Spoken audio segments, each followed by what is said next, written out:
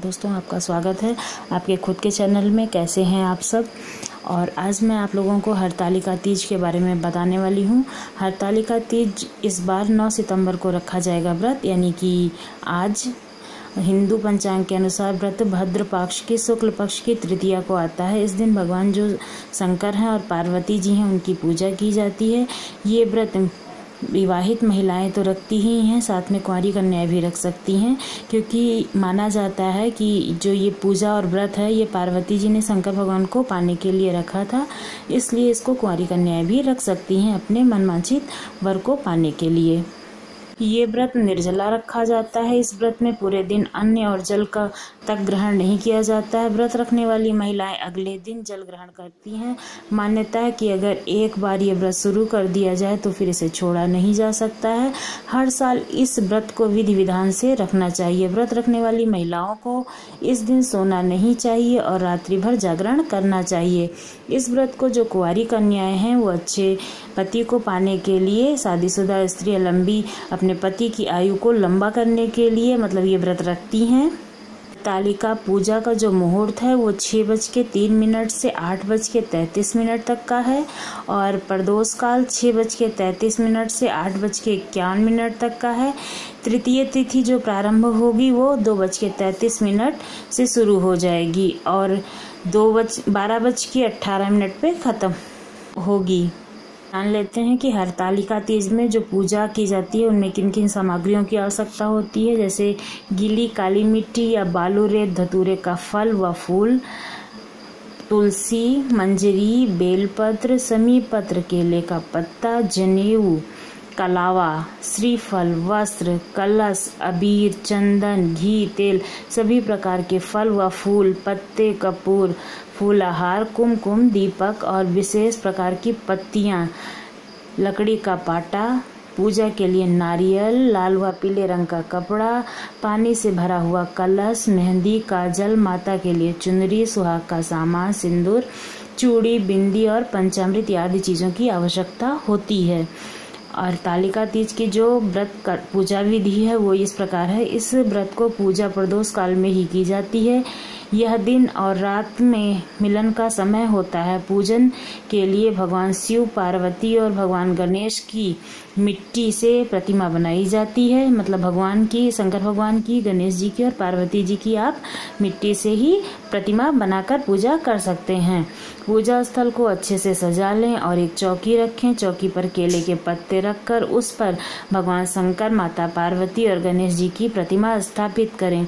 इसके बाद सभी देवी देवताओं का आवाहन करें और भगवान शिव, पार्वती और भगवान गणेश का विधि विधान पूजन करें।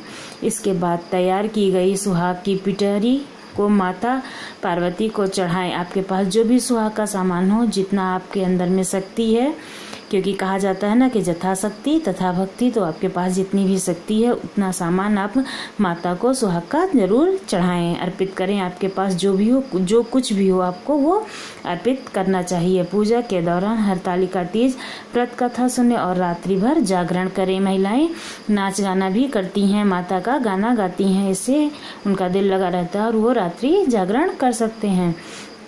माता पार्वती की आरती उतारें और उन्हें सिंदूर चढ़ाएं और जो सिंदूर माता पार्वती को चढ़ाएं वो सिंदूर आप अपनी मांग में लगा लें। ऐसी मान्यता है कि अगर माता पार्वती का सिंदूर अपनी मांग पर सजाया जाता है तो हमारा जो सौभाग्य होता है वो लंबा होता है।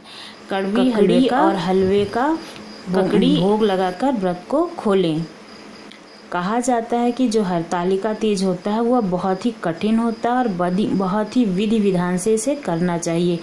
एक बार अगर आपने व्रत रखा और आप कभी भी बीमार हो गए या कोई भी बड़ी प्रॉब्लम में फंस गई, जो महिला व्रत रखती है, तो उसके बदले में उसका साथ की कोई भी महिला या कोई भी ऐसा व्यक्ति जो उसके बिल्कुल खास हो वो व्रत रख सकता है और उसकी पूजा पाठ कर सकता है। लेकिन ये व्रत छोड़ना नहीं चाहिए, क्योंकि हमारे पुराणों में कहा गया है कि व्रत ना छूटे। इसका उपाय यह है कि अगर आप प्रेग्नेंट हैं या आप यात्रा कर रही हैं या आप बीमार हैं तो व्रत का ये संभव नहीं हो सकता अगर आपसे, तो आप व्रत को छोड़ना नहीं चाहिए।